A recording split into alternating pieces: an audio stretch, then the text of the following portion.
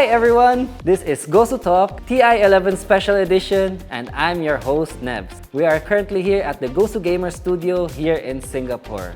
And I'm with two special guests here, Ms. Div and Mr. Kalbz. So we're gonna go through the highs, the lows, the drama, and all our predictions for this TI. So, Miss Div, can you tell me more about yourself and how much you love Dota and how long you have been in the scene? I do love it a lot. That takes me all around the world. That's one aspect that I will not get tired of it anytime soon. So yeah, I'm a full-time Dota since 2013. And how about you, Mr. Kalbz? You've been in the industry for a long time as well. People call me Kalbz because, I'm bald. In Tagalog, it's called Kalbo. I started playing competitively 2001, I guess. Opportunity came way 2015. I auditioned as a shoutcaster for TNC since they have this event called TNC Cup, the grand finale. So that's the first time that I casted a game. So that's where I started. And here I am. Right now, we're at TI11. And it's the first TI here in Southeast Asia. We all know how passionate, how much people in Southeast Asia love their Dota. How toxic some C players can be. But I'm really happy since that TI11 is now in Southeast Asia. At Singapore, it's really near at our home country, right? Manila, Philippines.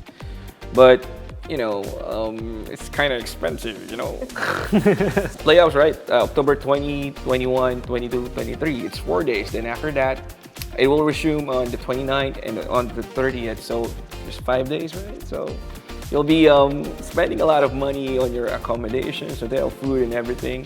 Not everyone, as a Dota 2 fan, can afford to be here.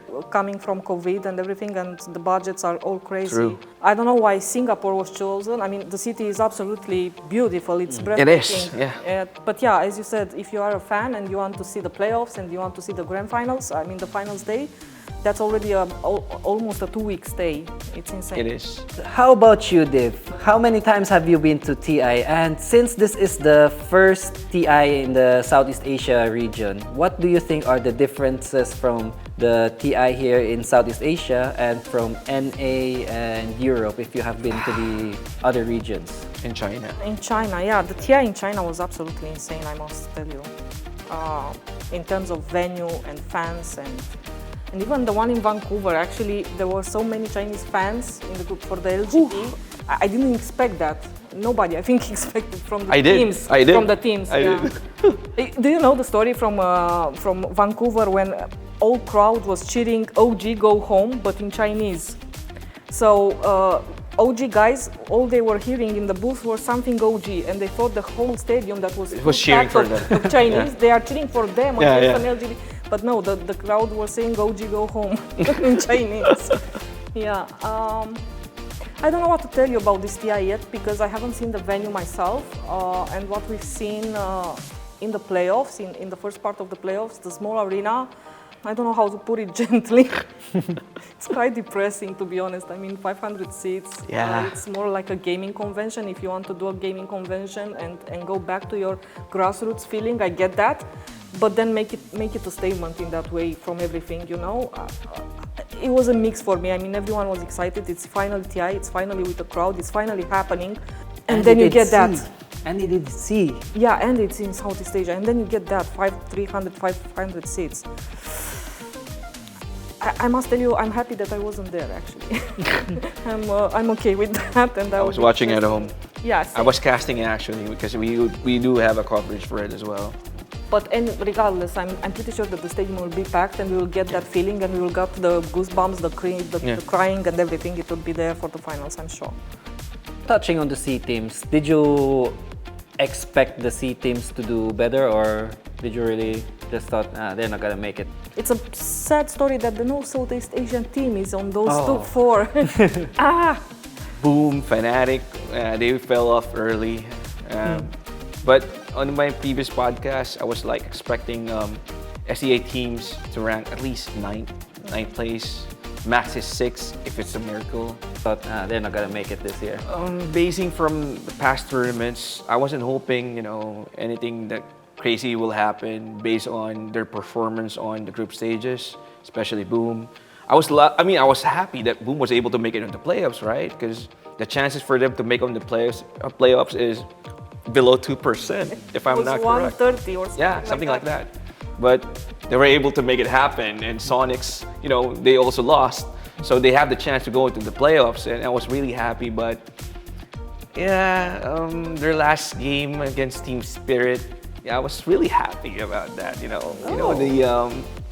Nevz, right? Yes, the defending TI champions lost against a mediocre team. Talk to me about it, Kalbz. Well, I also posted on my Facebook page. Yatoro saying something about the interview that who's that team? Who's Boom? Yeah, they don't seem too good to me. Yeah, they're mediocre. Yeah. I posted it and copied it. Then here we go. Boom was able to knock off the defending TI champs or defending TI10. Then I screenshot my post, previous. Oh, here we go again. That's funny, man, because if you look at all these teams and players and coaches and everything, every time they go on stage or they go on Twitter and they post something like controversial, like Spirit did, they don't seem too good to me. They are a mediocre team. Like Gaming Gladiators coach went to the post-game interview on the BO3, it was already on the stage and said, yeah, we got this, 20 minutes, GG. Yeah. And they lost. It's always like that. I'm like always telling them, my dudes, those sounds like famous last words, every time I see them, oh God, no, they jinx themselves. Well, I don't know if they were misinterpreted, I was like hoping Yatoro was just like, they were misinterpreting him because It's possible. Yeah, to but be frank. well, I was really happy there. That's what I love about Dota. There's no first hype, first drama, or make up something, stories. That's the one reason why I love Dota 2. For myself, I haven't played Dota 2 for a while already, but the goosebumps I get from watching Dota, like in my room, I jump up and down, screaming, shouting, because the games are so intense. For you, Div, what do you think is the most surprising team, or what's your favorite part about TI? I like the fact that the two LCQ teams made it so far, and they are probably gonna, let's not jinx it, but they are top 4 and they have a chance to meet each other in the grand finals. For sure. And I've seen a couple of, we talked to Team Secret on the press day, and Papi said they are thinking not to do LCQ again, but I want to convince them otherwise for the next year. And I think the best thing to convince Valve to keep the LCQ going would be to Liquid and Secret clash in the grand finals, because what other story you have stronger that LCQ is important, the last chance qualifier. I'm very sad that, again, no joke, I wished that this was Fnatic's year. I wished for that, and I saw them in the first lower bracket round, the BO1, and I told my colleagues at GosuGamers when we did the predictions back then, I said, man, Fnatic started TI in the lower bracket, in the first lower bracket round forever. I think it's 5 or 6 TIs in a row. True. And I thought, they surely figure out how to get out of this lower bracket, how to get out of this BO1. They haven't won. Yet not. Yeah, they haven't won. Fnatic haven't won any best of ones. At TI. In TI. Yeah. I've been watching a lot of TIs. Oh, here we go again. Best I was of one so Fnatic. ready for that story to say, Fnatic This is is the finally time, yeah. doing it. I don't know. Why do you think the Southeast Asian teams are having this? You look at Southeast Asia League through the year, and the games are crazy and hectic and everything, and everyone says that the C teams are lacking leadership, but do you think it's more than that? I keep thinking about that, because you clearly have great players in this scene. It's actually true. It's actually true.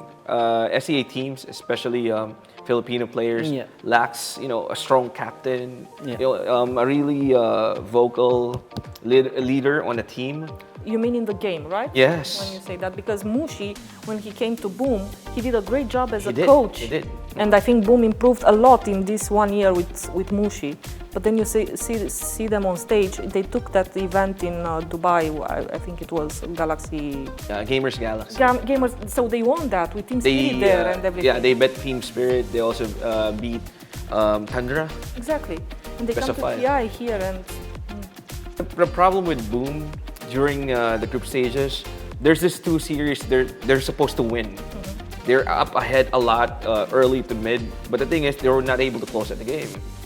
The problem I see on the SA teams, especially unable to close out the game, it's because of when they commit an error, mistake, they'll never, bounce back from that. Yeah, and there's no one or no person, no leader on the team that, no, it's okay, guys, wake up, we can do this. It's just a minor mistake. We can make it, something like that. So Kalbz, what's your favorite drama or moment of this year's TI? And how much money did you lose this year? No, not that question, but I was really happy. I told you earlier, right, that Boom was able to, knock out the defending TI10 champs, which is Team Spirit, right? Because of the article, Yatoro said that whose team, something like that, the mediocre team who knocked their asses off the TI event. So I was really happy when that happened. Who are these guys? Yeah, who are these guys?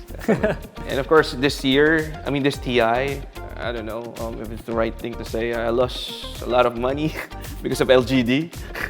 I think a lot of people lost money this year. I was hoping LGD would, Ame last year. But, they lost, unfortunately. And again, my money as well. Yeah. And my wife doesn't know yet. She'll know it definitely next week. No, but I guess it's a lot of pressure. It's been a lot of pressure on LGD. Once because of the Fate Beyond story, because you want to end, on a high, your career. And two, because the story as it is with LGD getting to the grand finals or third place, and they've been so close so many times, and this is the lowest that they placed since TI6 or something. Yeah. TI8, they were like second place, first runner-up. Then TI8, they were like third or fourth? TI9, they were third. Yeah, they third. lost to Liquid in the lower bracket. TI10, TI10 second again. Second again. And I think also one of the most craziest moment this TI was RNG getting COVID. Yeah. And if you saw the live, they put like 4 teddy bears in the stadium and X-Nova was the only one. The X-Nova was the only one in the stadium. How do you think X-Nova coped like alone in the stadium, and did it affect like the team? Did it affect the mentality? For sure they affected, the mentality and the preparation for it. But X-Nova, you already know that he's a champ. If one player from RNG should have been on that stage alone and survived that, I think it's X-Nova, to be honest. Because if you look at, I have this feeling that you look at this roster of RNG this year, as Elephant last year. Yeah. I feel like they are cursed since they left LGD, these players. Something happens to them on the last minute all the time, and it's all out. Anyone from those 5 players, if he would have been alone on the stage, he will handle it poorly than X-Nova did. And I don't know, it's just unlucky for Somnus, or maybe. It was a really super team, but they were really performing really, not up to standards as a musician. It's understandable, to be honest.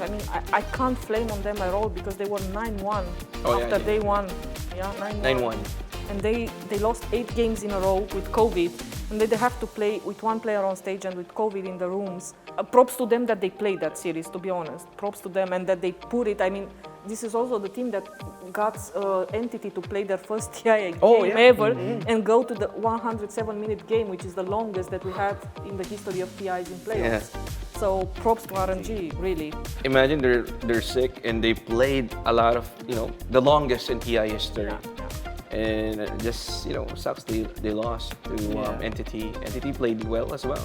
Yeah, no doubt about it. So for the viewers out there, I'm pretty sure you must be dying to share your thoughts. So what do you think about this TI? Are you excited? Are you happy? Are you sad? What are your favorite moments during this TI? Let us know and comment it down in the comment section below. And speaking of Somnus, I've seen Somnus, he posted he's gonna retire. And there's a lot of people actually who want to retire after this TI, Matumba Man included. I wish that Liquid would win. It would be like a last hurrah for Matumba Man, yeah? And I want to ask you guys, since we're down to the last 4 teams, Team Secret, Team Aster, Tundra, Team Liquid.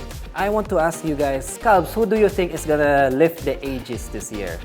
As much as I wanted to, on the grand finals, Liquid versus Team Secret, I really wanted those two teams to face off.